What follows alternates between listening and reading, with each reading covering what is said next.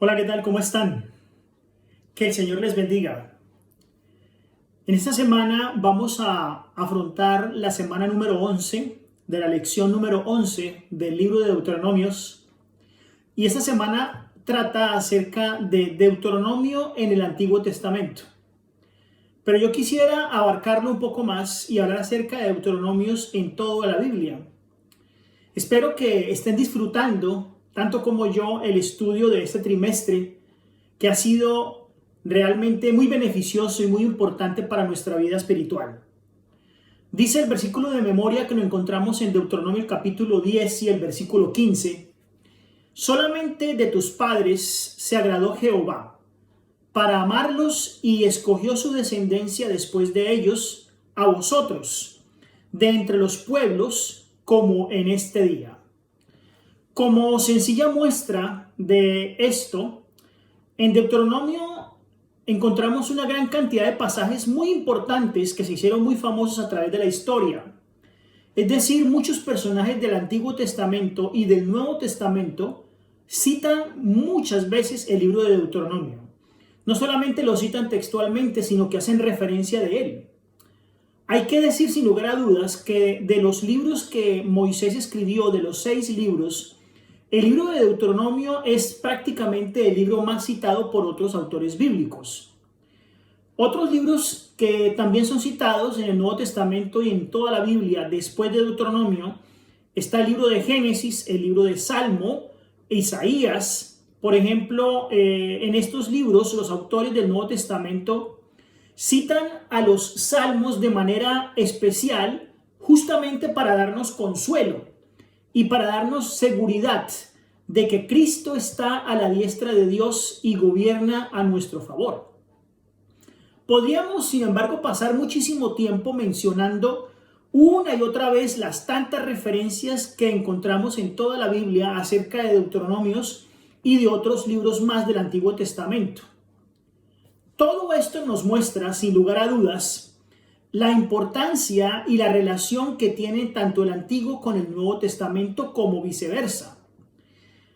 Toda su palabra es una sola y también nos declara que en estas referencias nos declara y nos muestra nítidamente que el Señor utilizó a personas inspiradas por el Espíritu Santo para hablar de Él.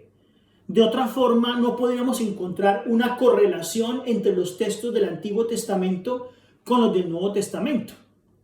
Es evidente, por otra parte, que el Nuevo Testamento toma del Antiguo Testamento y le da sentido, le da color y explica muchos de los pasajes del Antiguo Testamento.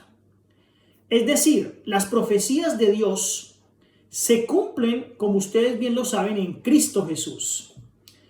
Y también las profecías en el Antiguo Testamento hallan su cumplimiento en el Nuevo Testamento.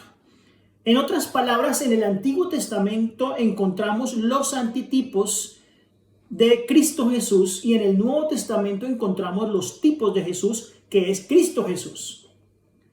Conocer esto es valioso porque nos anima a hacer del estudio de la palabra una disciplina en la búsqueda de la gloria de Dios para nuestro propio gozo y para nuestro propio beneficio. Que el Señor ponga en nuestros corazones el deseo de conocerlo más y más, y que así entonces podamos gozarnos en su palabra y entenderla. Mientras vemos y leemos su palabra, el Señor conecta con nosotros y el Señor nos da el Espíritu Santo con el fin de mostrarnos su obra, con el fin de mostrarnos su gracia. Aunque la Biblia es un libro muy unificado, hay sin embargo algunas diferencias entre el Antiguo y el Nuevo Testamento. En muchos sentidos, por ejemplo, los escritos del Antiguo Testamento son la base y los del Nuevo Testamento son complementarios de él. En el Antiguo Testamento encontramos algo que es funcional, mientras que en el Nuevo Testamento encontramos la revelación de Dios. Otro punto importante de resaltar es que en el Antiguo Testamento se establecen los principios que son vistos como ilustrativos en las verdades del Nuevo Testamento. El Antiguo Testamento contiene muchas profecías que se cumplen en el Nuevo Testamento. En el Antiguo Testamento también se provee la historia de un pueblo, mientras que en el Nuevo Testamento se enfoca en una sola persona, que es Cristo Jesús. Así entonces, en el Antiguo Testamento en ocasiones se muestra la ira del Señor contra aquellos que no hacen su voluntad, mientras que en el Nuevo Testamento encontramos vislumbres de su gracia. En el Nuevo Testamento se muestra la gracia de Dios hacia los pecadores, con vislumbres del pago que ellos deben recibir por lo que han hecho. El Antiguo Testamento nos predice un Mesías, y en el Nuevo Testamento encontramos el Mesías que se revela. En el Antiguo Testamento se registra la entrega de la ley de Dios, mientras que en el Nuevo Testamento se muestra cómo Jesús, el Mesías, cumplió esa ley. Qué interesante. En el Antiguo Testamento nos muestra también los tratos que Dios tuvo con el pueblo, con su pueblo elegido, los judíos, mientras que en el Nuevo Testamento los tratos de Dios son principalmente al Israel espiritual, es decir, a su iglesia. Así las bendiciones físicas prometidas entonces en el Antiguo Testamento vienen a ser o vienen a dar un gran paso a las bendiciones espirituales que encontramos en el Nuevo Testamento. Las profecías del Antiguo Testamento se relacionan con la venida de Cristo y se aclaran justamente en el Nuevo Testamento. Por ejemplo, el profeta Isaías habló de la muerte del Mesías y del establecimiento del reino del Mesías. No se dieron pistas sobre su cronología en los dos eventos. Sin embargo, en el Nuevo Testamento encontramos cómo palpablemente esta profecía se da y se cumple con lo que se había dicho en Daniel en el Antiguo Testamento. En el Nuevo Testamento queda claro que el Mesías tendrá dos advenimientos. El primero, en el cual sufrió y murió y resucitó, por supuesto, y en el segundo, cuando se va a restablecer, o se va más bien a establecer un nuevo reino.